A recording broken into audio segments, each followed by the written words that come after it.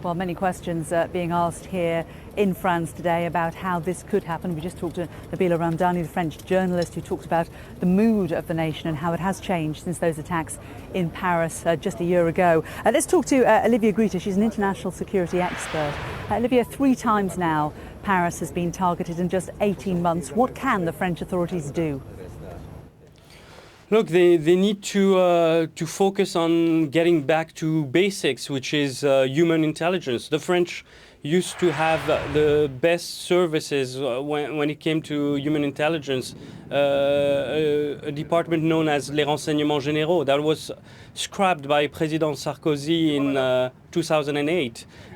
Since then, the French have been blind when it comes to human intelligence. There have been less infiltration of terrorist cells, and of course it's much more difficult to go with what we would call electronic intelligence, the model that both the UK and the US are following because of the sheer amount of data that you have to comb through rather than a person that could provide you the intelligence. So that's the first, because otherwise it is very difficult, if not impossible, to stop an attack like yesterday or an attack on a soft target.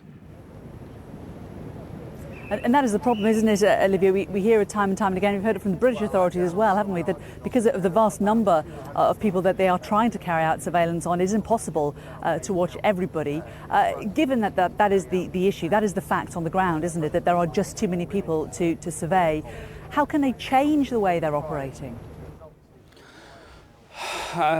Try to be as much as possible, as I said, intelligent in a way that you could try to get informers within the cell, so you do have less manpower needed to follow a couple of individuals. But as you mentioned, the numbers are huge, but also the increase in just a few years. I mean, from, I would say, 50 to 75 individuals that the French would have to monitor just 5 or 10 years ago. Now we're talking about close to 1,000 or 2,000. So, and the staff that is following has not grown exponentially as well. So, and that's a problem for the UK as well. And our Foreign Affairs editor, Sam Kiley, was talking about the economic disparity that's particularly acute here in Nice, with very, very wealthy people living cheek by jowl with people who don't have a great deal. It's a society problem as well.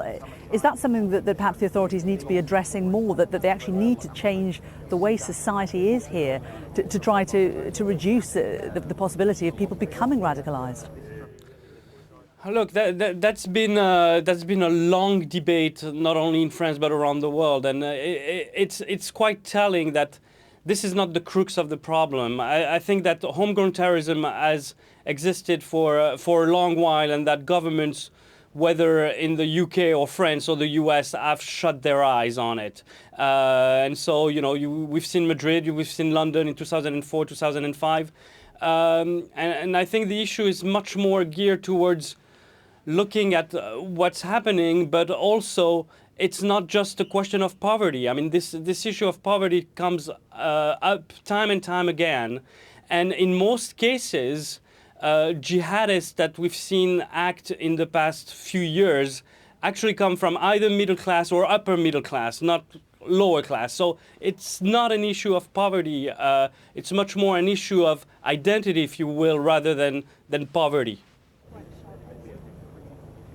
What lessons do you think have been learned from what happened last night? First and foremost, that they should never let their guard down. Because what is really telling is the fact that this truck could get in.